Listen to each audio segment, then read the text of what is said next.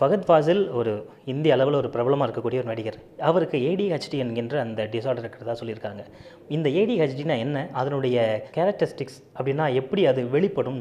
இந்த ஏடிஹெச்டி அப்படின்றது ஒரு நியூரோ டெவலப்மெண்டல் டிஸார்டர் அப்படின்ட்டு சொல்கிறாங்க. அப்படின்னா என்னென்னா, மூளை வளர்ச்சி அடைகிற அந்த பருவத்தில் வரக்கூடிய ஒரு நியூராலஜிக்கல் டிசீஸ் அது. அப்போ மூளை வளர்ச்சி அடைகிற பருவம் அப்படின்னா பெரும்பாலும் குழந்தை பருவத்தில் தான் மூளை தொடர்ச்சியாக டெவலப்பிங் ஸ்டேஜ்லேயே இருக்கும். ஒரு 18 வயசு வரைக்கும் மூளை கம்ப்ளீட்டாக ஒரு டெவலப்பிங் ஸ்டேஜில் இருக்கும்போது வரக்கூடிய இல்னஸ் தான் இந்த ஏடிஹெச்டின்னு சொல்கிறது. அப்போ இந்த நோய் முழுக்க முழுக்க ஒரு குழந்தைகளுக்கு வரக்கூடிய ஒரு நியூராலஜிக்கல் ப்ராப்ளம் இது. இதில் என்ன சிம்டம்ஸ் இருக்குன்னா, 2 விதமான சிம்டம்ஸ் ரொம்ப காமனாக இருக்கும். ஒன்று இன்அட்டென்ஷன், எதுலேயுமே அவங்களுக்கு கவனம் இருக்காது. அவங்களால ஒரு பேசுகிறதுல கவனம் இருக்காது, ஒரு கிளாஸ் கவனிக்கிறதுல கவனம் இருக்காது, இல்லை விளையாடுறதுல கவனம் இருக்காது. ஸோ இந்த கவனமின்மை ரொம்ப அதிகமாக இருக்கும். அதுக்கடுத்து ஒரு ஹைப்பர் ஆக்டிவாக இருப்பாங்க, ரொம்ப துருதுருன்னு இருப்பாங்க. அவங்களால ஒரு இடத்துல உட்கார முடியாது, உட்காந்து சாப்பிட முடியாது, உட்காந்து கவனிக்க முடியாது, உட்காந்து விளையாட முடியாது. எங்கே போய் விட்டாலும் துருதுருன்னு இதை எடுப்பாங்க, அதை எடுப்பாங்க, அப்படி இருப்பாங்க, இப்படி இருப்பாங்க. அது மாதிரி ரொம்ப ஹைப்பர் ஆக்டிவாக இருப்பாங்க. அப்போ இந்த இன்அட்டென்ஷனும் ஹைப்பர் ஆக்டிவிட்டியும் சேர்ந்து இருக்கக்கூடிய இந்த இல்னஸ் தான் ஏடிஹெச்டின்னு சொல்கிறோம். பெரும்பாலும் இது குழந்தைகளுக்கு தான் இருக்கும். சில நேரத்தில் குழந்தை பருவம் முடிஞ்சு ஒரு அடல்ட்டுக்கு அவங்க வரும்போது கூட இதோட சிம்டம்ஸ் கொஞ்சம் கொஞ்சம் இருக்கலாம். அதாவது ரெசிடுவல் சிம்டம்ஸ் இருக்கலாம். குழந்தை அளவுக்கு ரொம்ப தீவிரமாக ரொம்ப சிவியராக இந்த சிம்டம்ஸ் இருக்காது. கொஞ்சம் ரெசிடுவலாக இது அடல்ட்ஹுட்டில் கூட இருக்கலாமே தவிர, ஒரு அடல்ட்டில் புதுசாக ஒரு ஏடிஹெச்டி நோயின்னு ஒன்று ஆரம்பிக்காது. அப்போ ஃபகத் ஃபாசிலும் என்ன சொல்கிறாருன்னா, ஒரு சின்ன வயசில் எனக்கு இந்த ஏடிஹெச்டி இருந்தது, இப்போ எனக்கு அடல்ட்டில் இதோட ட்ரைட்ஸ் இருக்குன்றார். ட்ரைட்ஸ்னால் என்னென்னா, இதோட குணாதிசயங்கள் எனக்கு இருக்கே தவிர இது ஒரு நோயாக இருக்கிற மாதிரி அவரும் சொல்ல. அதனால் நம்மளுமே இது அவருக்கு ஏதோ ஒரு மிகப்பெரிய நோயாக இருக்கிறதா நம்ம கருத தேவையில்லை. பொதுவாக குழந்தைங்களுக்கு வரும்போது அதனுடைய ஸ்கூலில் அவங்களுடைய ஸ்பெஷல் ஆக்டிவிட்டியில் கண்டுபிடிக்க முடியும்.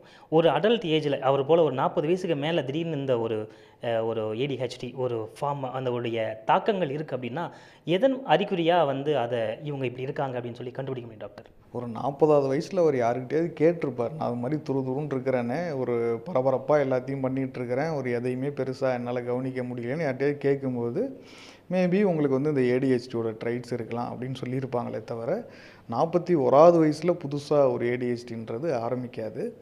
இன்னொன்று, அவருக்கு இது ஒரு குணாதிசயமாக தான் இருக்கே தவிர, இதோட தாக்கம் இது அவர் ஒரு பெரிய பாதிக்க போகுது, இதனால் அவரோட ஃபங்க்ஷனிங்லாம் குறைஞ்சி போகுது, இதுக்கப்புறம் அவரால் நடிக்க முடியாது அப்படின்றதெல்லாம் கிடையாது.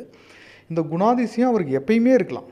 எப்பயுமே ஒரு துருதுருன்னு இருக்கலாம், ஒரு விஷயத்தை ரொம்ப வேகமாக கற்றுக்கணும்னு நினைக்கலாம், இல்லை ஒரு நிதானம் இல்லாமல் எல்லா விஷயத்தையும் எடுத்து போட்டு பண்ணணும்னு நினைக்கலாம், இல்லை ஒரே நேரத்துலேயே பல விஷயங்களை அவர் மல்டி டாஸ்கிங்காக பண்ணலாம்.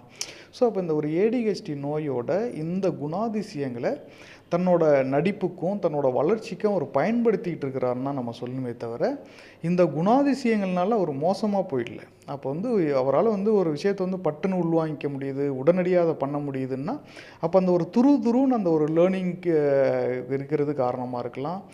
ரொம்ப ஒரு பரபரப்பாக எல்லாத்தையும் கற்றுக்கணும், ரொம்ப சீக்கிரமாக எல்லாத்தையும் கற்றுக்கணும் அப்படின்ற மாதிரி இந்த ஒரு ஹைப்பர் ஆக்டிவ் அந்த ட்ரைட்ஸுன்றது பல வகையில் அவருக்கு நடிப்புக்குமே ஒரு உபயோகம் தான் படுத்தியிருப்பாரே தவிர, இது அவரோட ஃபங்க்ஷனிங்லேயோ அவரோட நடிப்புலேயோ ஒரு மிக மோசமான ஒரு நெகட்டிவான ஒரு இம்பேக்ட் ஏற்படுத்தலை அப்படின்றத நம்மளும் பார்த்துக்கிட்டு தான் இருக்கோம் இல்லையா? ஒரு அடல்ட் ஏஜில் இந்த மாதிரி ஒரு சிம்டம்ஸ் இருக்குது, பல பேருக்கு அவங்களுக்கே தெரியாமல் இருக்குது அப்படின்ற ஒரு நிலையில் ஒரு மனநல மருத்துவராக உங்களுடைய ஆலோசனை அவங்களுக்கு என்னவாறு இருக்கும்? அதாவது எப்பயுமே நீங்கள் உங்களோட துறையில், உங்களோட வேலையில், உங்களோட படிப்பில் நீங்கள் மேலும் மேலும் வளர்ச்சி அடைந்துக்கிட்டே போகிறீங்கன்னா, நீங்கள் எல்லா விதத்தையுமே நீங்கள் எப்படி இருந்தாலும் அதெல்லாம் யூட்டிலைஸ் பண்ணிக்கிட்டு போகிறீங்கன்னு தான் அர்த்தம்.